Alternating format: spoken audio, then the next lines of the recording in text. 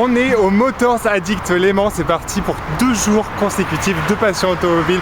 Il y a un plateau exceptionnel, je vais vous faire vivre tout ça dans cette longue vidéo. On verra si ça sera en 1 ou 2 parties. Et il n'y a qu'à voir juste le début, voilà. Très sympa, ça, 991.2 GT3 RS. On commence avec la voiture de l'intro, donc 991.2 GT3 RS en pack Veissar. Alors c'est rigolo parce que c'est assez discret finalement le pack Veissar, puisqu'il y a beaucoup d'éléments en plastique, on n'a pas les jantes en magnésium, et je pense que du coup le pack Veissar ça se trouve à l'intérieur avec les petits éléments assertis en carbone, pack chrono évidemment, pack clutch sport, il y en a quand même pas mal. Et effectivement, ah oui, effectivement il y a quand même le toit et l'aileron en carbone.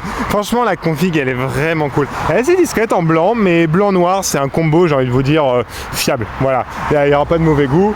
Très joli, Spider RS, Spider, Boxer Spider tout court. Il y a une Spider RS qui est passée, je vous la montrerai, mais celle-ci en jaune, très très sympa, hein. Jante en tracite grise, jaune, parfait. Là aussi le combo. Porsche 930, la config elle est juste trop belle. En une sorte de bronze un peu brillant, elle est très très belle. Ah, c'est une SC, c'est rigolo. Avec les jantes fouches, en tout cas elles sont dans leur jus. C'est vrai que c'est une voiture qui vit, c'est cool à voir. Vaut mieux ça qu'une voiture qui reste dans un salon, dans un état impeccable certes, mais là au moins voilà, il respire l'essence. Ça c'est une sellerie tellement années 80, c'est tellement drôle. C'est pas le pied de poule habituel qu'on voit chez Porsche qui est tellement mythique, mais ça change. Très très original. Alors je suis désolé, hein, pour éviter qu'elle dure des éternités cette vidéo, je vais faire un petit peu l'impasse sur quelques modèles, des modèles entre guillemets qu'on a l'habitude de voir, même si chaque modèle est quand même très très sympa à avoir. Et donc là on va quand même un petit peu s'attarder, hein, ça c'est sympa. Porsche 356 et c'est rigolo, du coup c'était sur une base de coccinelle, de Volkswagen coccinelle, donc on avait encore voilà la boîte 4, le 4 cylindres, et ensuite on est arrivé évidemment sur ce mythique flat 6 avec la Porsche 901, avec une Porsche 901 Targa. Est-ce que, je sais pas si vous connaissez l'histoire, je vous raconte vite fait, mais en gros c'est un gars qui est arrivé chez Porsche et il a dit ouais, les cabriolets ils vont être interdits parce que si ça se retourne, ils ont peur que ça aplatisse tout simplement les occupants, et du coup ils ont sur cette peur développé en vite fait en fait cette sorte d'halo en avance sur son temps, cette sorte d'halo en aluminium, et c'est rigolo parce que c'est devenu la Targa, un mythe de l'automobile, un mythe pour Porsche, et vraiment une œuvre d'art. Et moi par exemple la Targa avec les Speedsters c'est vraiment mes versions préférées, donc merci à ce gars d'avoir été peut-être trop prudent.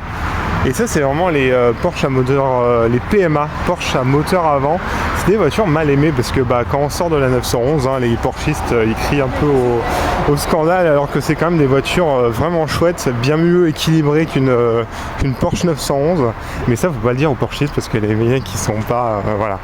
des voitures assez atypiques dans le look, mais moi j'aime beaucoup, ça fait très young timer. Mais qu'est-ce qu'elle est belle cette 356, oh là là. Par contre là voilà, vous avez un état de musée, mais elle roule, donc ça c'est cool. Porsche 914, alors je vais pas m'étendre dessus parce que clairement j'y connais rien, mais en tout cas c'est rigolo, c'est vraiment atypique hein, comme voiture. On se dit mais c'est une Porsche ouais. Ils ont écrit même sur le radiateur en énorme Porsche, au cas où si on sait pas que c'est une Porsche, mais c'est très rare, et ça c'est encore plus rare, ou peut-être aussi rare, je sais pas, mais là, en tout cas la configuration la rend très très rare. Porsche 964 turbo 3.6, oh là là là là, elle est magnifique, la sellerie violette, la carrosserie violette, les jantes en brillantes, un peu rivetées, oh là là, c'est une œuvre d'art incroyable. Tiens, ça fait très resto mode cette 964 aussi, hein.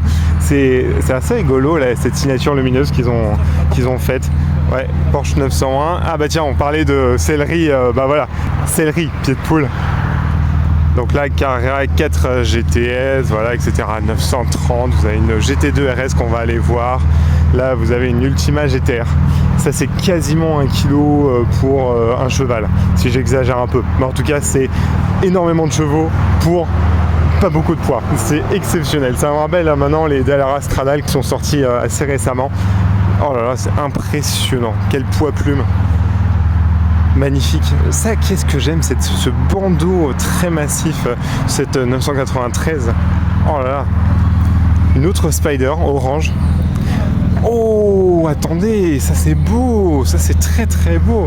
GT3 Touring avec la configuration, vous pouviez en fait personnaliser votre numéro sur le côté. Oh là là, et la couleur, la peinture bleue, ça doit être une PTS avec les jantes blanches. Oh là là, ça c'est pépite, vraiment très très joli. Très sympa, hein, ça fait très lowrider ces jantes sur cette 996. Très très cool, Panamera et bon bah voilà, quand même, GT2 RS.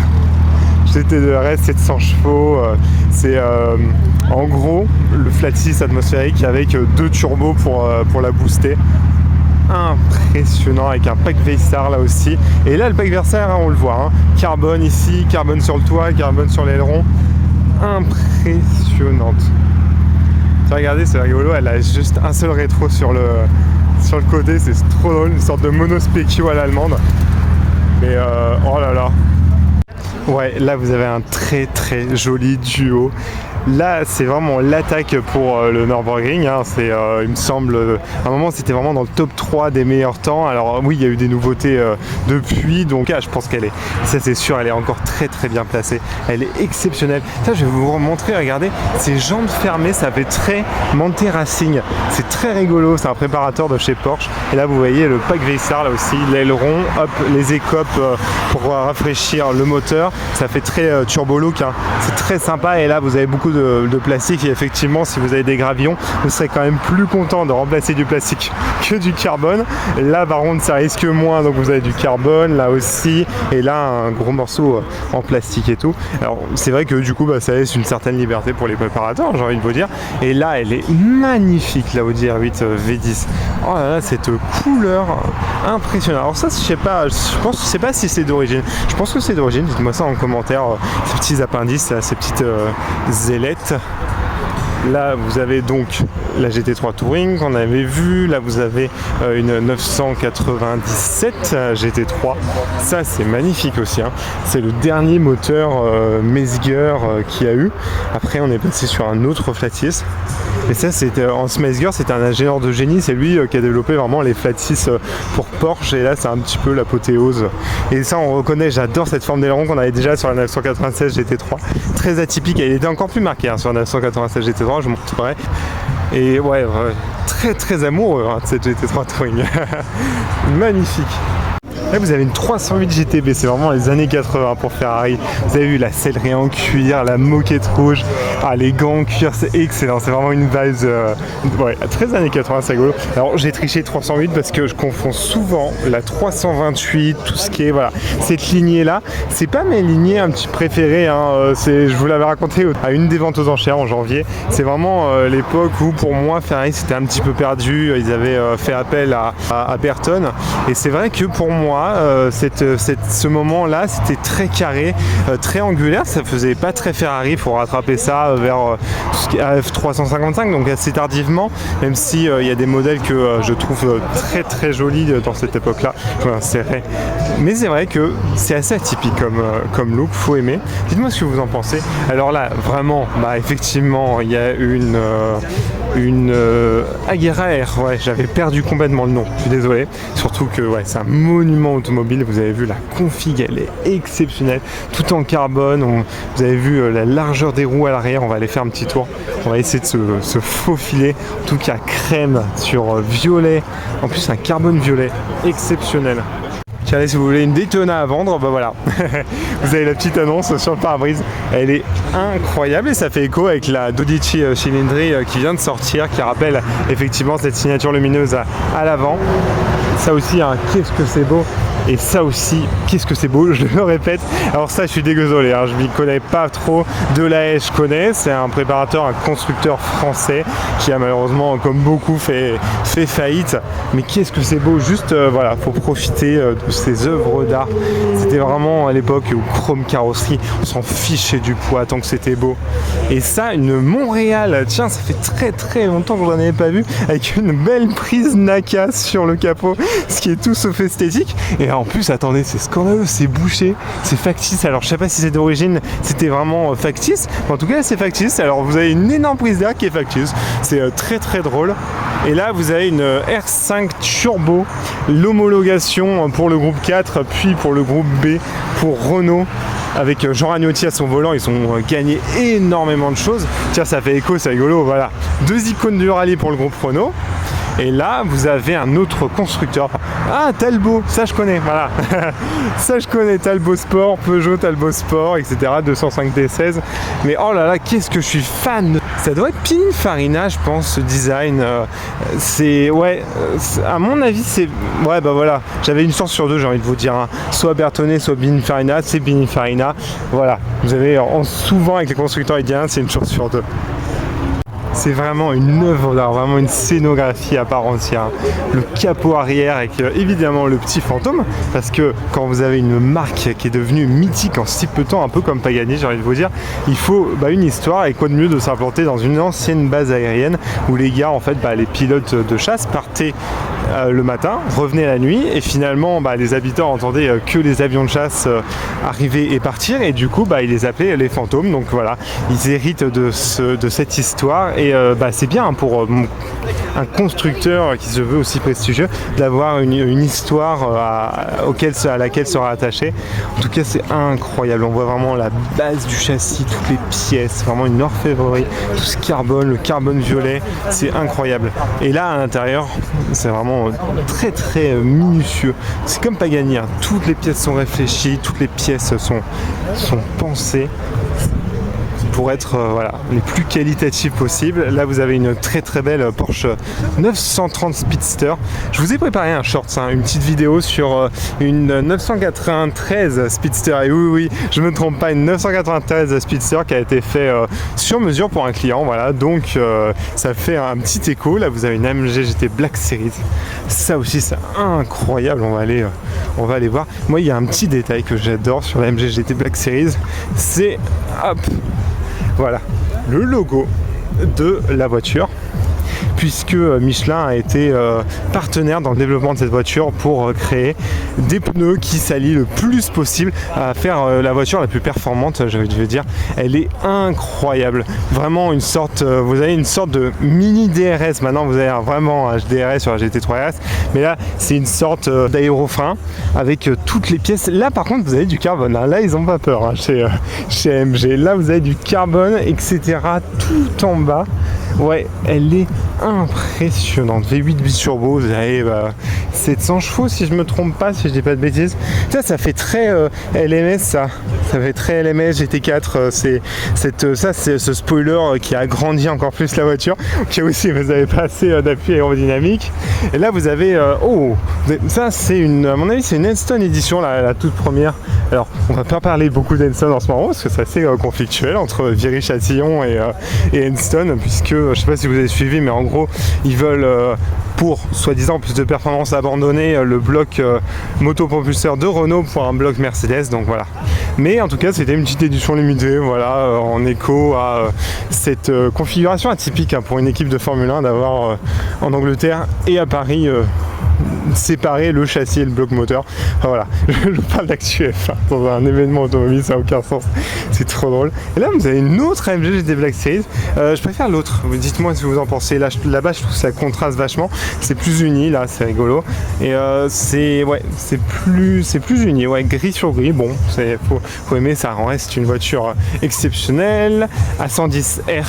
Ah ça aussi, mais qu'est-ce que c'est beau. Vous avez une Turini là-bas, et là vous avez une A110R normale, normale entre guillemets, parce qu'en fait la Turini, en fait la différence c'est que là vous avez les jantes en carbone, et en fait les gars ça prenait tellement de temps à faire ces jantes en carbone qu'ils se sont dit bon, on aimerait bien en livrer plus, autant sortir une A110R avec des jantes un peu plus normales, qui mettent moins de temps à être développées, même si du coup vous avez un petit peu plus de poids entre guillemets, parce que là vraiment ils sont allés à la chasse au poids, hein. C'est exceptionnel, c'est pas de vitres, tout en carbone, capot en carbone, là en carbone, le sorte de pack aéro en carbone, le diffuseur en carbone. Ça fait très ravage, cette partie noire à l'arrière qui contraste avec le bleu alpine, c'est très sympa, une sorte de bleu alpine mat en plus. Oh là là, très sympa. Et ça par contre c'est la première fois que je vois cette signature. Normalement c'est soit un noir orange pour les A110S ou soit un bleu blanche.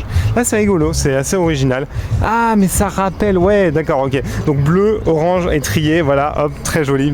Tout est dans le souci du détail. Regardez, même là à l'intérieur, orange et tout, et avec des sièges Sabelt. Et là aussi, même sur les sièges, ils sont allés chercher du poids avec la signature de Fernando Alonso, le petit décalcomanie. Là, donc là, on a tout ce qui est alpine. Très sympa. Et donc la 110 Turini. Vous voyez que la seule différence, ce sont les jantes un petit peu plus normales. Je vais essayer d'accélérer parce que je regarde le temps en même temps. J'en suis à déjà 3 minutes juste sur les alpines et la MG GT Black Series. Donc, et là vous avez on a peut-être sur l'Enstone Edition avec le pack aéro. Et en parlant de la 110S, celle-ci, oh là là, sorte de citron, de vert citron. Oh là là, elle est incroyable. Alors lui, il a dû vraiment la configurer une sorte de exclusive manufacture ou ad personam, parce que vous voulez, tailor-made, bref. Parce que normalement, ce que je vous disais, voilà, le bleu rouge c'est sur les premières ou sur les GT. Et ouais, là, normalement, vous avez un autre badge, mais incroyable.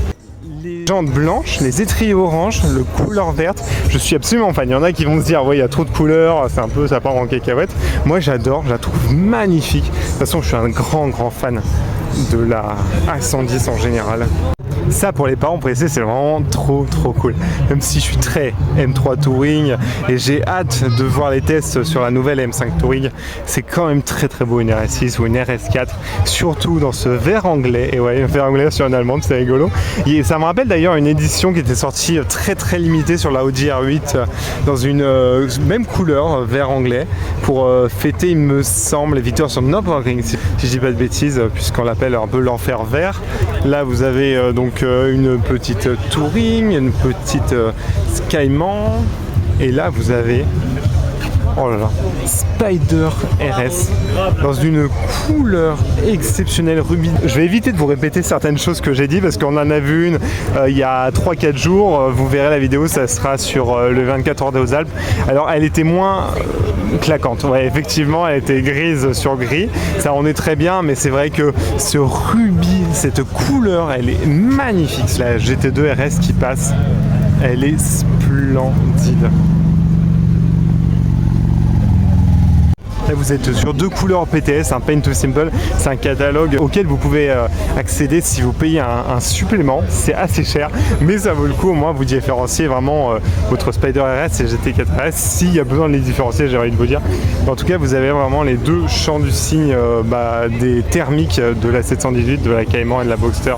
Elles sont magnifiques. C'est vraiment presque deux philosophies en commune, hein, la plus radicale, la plus sportive. Et sauf que là, voilà, c'est à l'intérieur, à la cheveuse au vent. Et là, vous voyez les différences. À chaque fois, je vous dis qu'il y a une différence sur le spoiler avant. Ça permet là de faire en live. Voilà, de vous le montrer. Regardez, là, c'est beaucoup plus court et là, c'est beaucoup plus allongé puisque, comme je vous l'avais dit au 24 heures des Alpes, là, vous avez un béquet, un ducktail et là, vous avez un aileron qui est incroyable. Et par contre, vous avez effectivement les pièces qu'on retrouve. Alors, c'est pas les mêmes pièces, mais les mêmes fonctionnalités pour rafraîchir le moteur à l'arrière. Le moteur de la GT3 tourné à 190 degrés, il me semble. Vous avez du coup 500 chevaux. Incroyable, ouais, vous avez tous ces éléments carbone, le club sport, le pack chrono, je regarde un petit peu là aussi, pack chrono, j'ai envie de vous dire, sur une pack Versar, c'est un peu indissociable.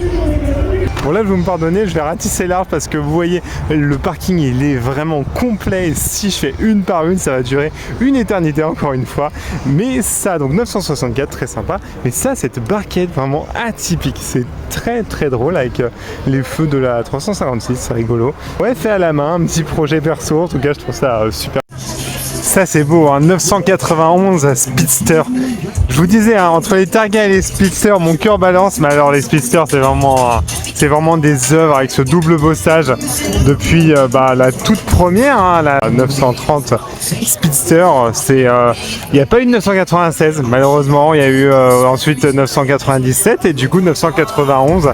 En gros, Pour vous donner une idée, c'est une sorte de GT3 Touring, donc avec une boîte manuelle, un plat-de-fils Atmo. Alors, il y a beaucoup de musique, j'espère que vous allez entendre. Bref, je continue, je disais donc boîte manu, flat-6 Atmo, celui de la GT3, hein, tout simplement. C'est une sorte de GT3 Touring sans toit, avec beaucoup d'éléments en carbone utilisés pour alléger, puisque faut pas oublier que c'est une Speedster. Alors même si les voitures ont énormément grossi, même les 911 n'y échappent pas, ça reste la sorte entre guillemets de barquette, donc elle se doit un petit peu plus légère que les autres.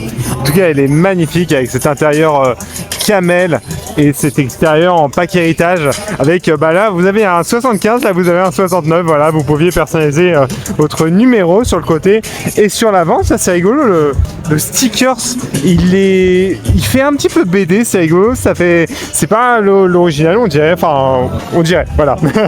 En tout cas gris anthracite, ouais, vraiment très très belle. Évidemment vous avez le lettrage doré hein, sur tout ce qui est SC, même Speedster, ouais, c'est vraiment pour montrer que c'est une édition limitée. Alors là, vous avez la GT3 la plus curieuse, elle est tellement drôle avec ce sorte de DRS fait maison, incroyable. Le mec il était en avance sur son temps, hein, mine de rien. Tiens, le petit proto, voilà, l'Ultima GTR qui va passer. C'est rigolo hein, de voir ça quand même sur la route.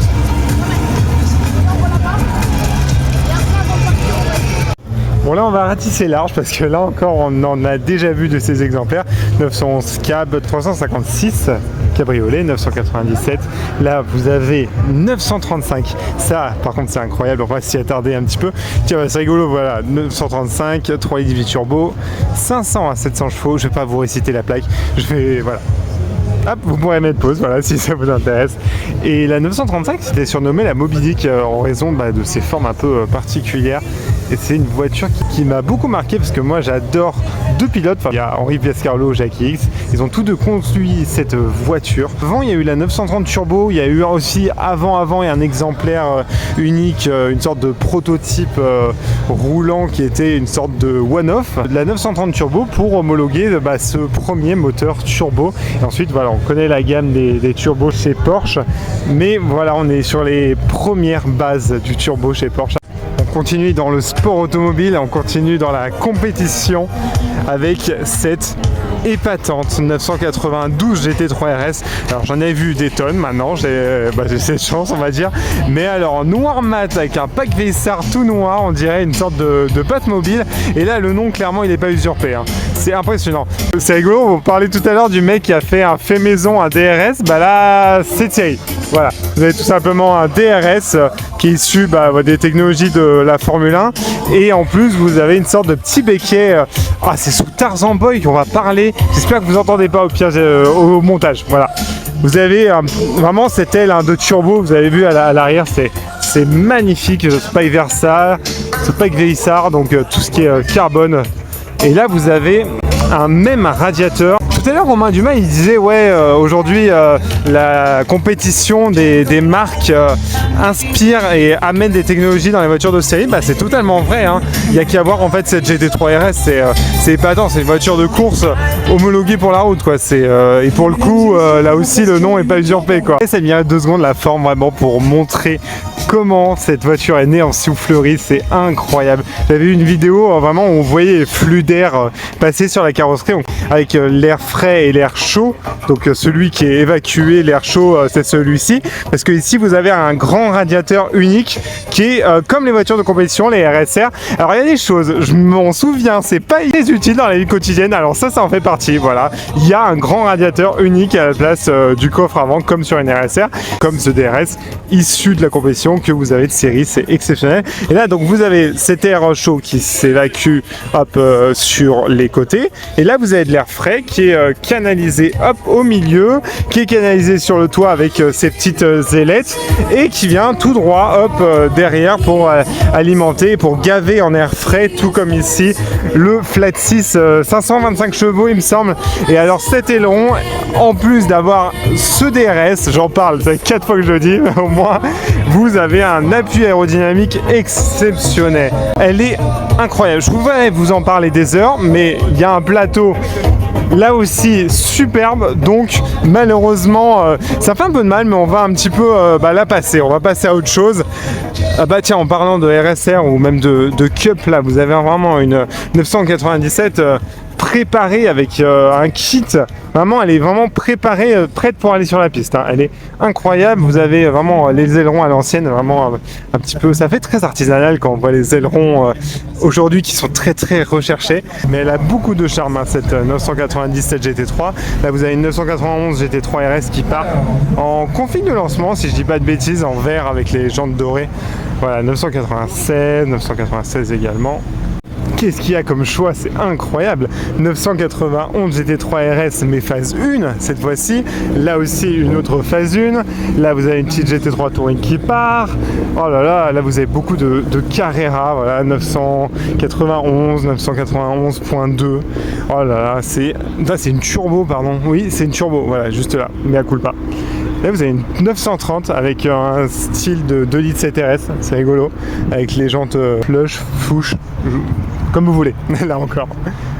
Et là 993, mais il me semble que j'ai commence à faire le tour. Ouais, c'est super, là aussi un GT4, magnifique ça aussi. Alors là, comment j'ai pu passer à côté? Parce que je vous explique, j'arrivais de là et hop, je vois une très belle carrosserie jaune, une 512 TR. Oh là là, qu'est-ce qu'elle est belle! Je suis tellement amoureux de la Testarossa. Et là, en fait, c'est une Testarossa en mieux, voilà, en modernisé, en amélioré, en plus aérodynamique. Voilà, le châssis retravaillé, plus de freins, etc. Le même flat 12, un petit peu plus puissant. Voilà, c'est vraiment une évolution. Parce que en fait, c'est rigolo parce que les Testarossa, tout ce qui est Testarossa Countach, c'est des mythes automobiles, mais c'est des voitures en fait qui sont tellement galères à conduire au quotidien. C'est des voitures qui sont très archaïques dans l'utilisation, alors que peut-être que celle-ci, alors ça va pas être une grosse modernité, mais celle-ci elle sera peut-être un petit peu mieux avec les prises NACA, voilà, 2 sur le capot, et effectivement vous n'avez plus de feux escamotables, vous avez des feux vitrés. Ça fait très états-unien dans l'homologation. Vous voyez, ils aiment un peu les trucs bizarres ou les trucs qui modifient vachement la carrosserie. Je trouve que ça fait vachement États-Unis homologation. Toujours designé évidemment par Pininfarina. Qu'est-ce qu'elle est belle cette 712. Oh là encore, hein, exceptionnelle cette configuration. Bon, quand vous voyez un numéro sur une 40 chez Bentley, vous savez que vous êtes sur une édition spéciale pour fêter les 24 heures du Mans, pour fêter le centenaire. Et là, en l'occurrence, c'est le centenaire. Voilà. Et vous avez donc 100 exemplaires avec Mulliner, donc qui est le préparateur sur mesure, vraiment Q, tailor-made, ce que vous voulez. Voilà. Mulliner en fait c'était l'un des plus anciens en fait carrossiers, ils ont même fait des calèches avant d'être absorbés ensuite par Bentley et de devenir du coup leur pôle vraiment ultra sur mesure. C'est trop beau. Elle est magnifique, noire, capote rouge, étrier rouge. Alors l'étrier rouge c'est beaucoup plus clair, là on est plus sur du bordeaux avec vous avez ce bas de caisse en carbone avec le petit logo Bentley. Les détails ils sont magnifiques et donc vous en avez une sur 100. L'intérieur est incroyable. Malheureusement j'ai pas de filtre, faudrait que je pense investir. Bref, là vous avez une petite série de 4 cylindres, du coup Ford Focus RS, GR86 4C et 2000 GT. Alors la 2000 GT, je sais pas quel moteur c'est. Elle est vraiment magnifique. C'est vraiment, ça fait vraiment à l'italienne. Vous avez vu, ça fait vraiment 2 tiers, 1 tiers. Un long capot, l'habitacle, vraiment, vous êtes posé sur l'essieu arrière. Elle est incroyable. C'est vraiment inspiré par l'aérodynamisme, aussi par l'aviation. Hein. Vous avez vu les rétroviseurs. Elle est très, très belle. Vraiment, c'est une ligne incroyable. Et quand Toyota ne fait pas des Prius, ils savent faire des voitures magnifiques. Et je parle aussi de cette GR86 qui est la descendante de la GT86 et malheureusement ça c'est lourdement mal usé. Enfin, si vous en voulez une neuve, genre vous tapez vraiment presque les 100 000 euros parce que là en neuve vous êtes à 35 avec un malus de 60 000. Voilà, je vous laisse faire les calculs. C'est abusé parce qu'à la base c'est comme la Yaris GR, c'est des voitures qui sont trop bien. Voilà. Bon bah la 4C c'est qu'elle est dans son nom, un 4C 4 cylindres, puisque vous avez un châssis et une monocoque en fibre de carbone. Bon, en stratégie commerciale, Alpine, elle a bien compris, hein, il faut faire des éditions limitées. Et là, du coup, on est sur l'édition limitée Alpine A110 Tour de Corse. Et c'est écrit, tout simplement, sur les sièges Tour de Corse 75. C'était l'époque où l'A110 se battait contre notamment une certaine, alors Lancia Stratos, peut-être. On reconnaît aussi les motifs du losange Renault, vous voyez le noir et blanc assez subtil, mais assez graphique. Il a été aussi ensuite en Formule 1 et en endurance. J'adore cette édition, franchement. Alors dites-moi ce que vous en pensez, soit celle-là, la Tour de Corse, ou soit la San Remo. En tout cas, les deux, je les trouve vraiment très très jolies. Ouais, ah, elle est magnifique. Bon, il est 18h, du coup c'est la fin de la première journée, c'est en compagnie de cette jolie FF.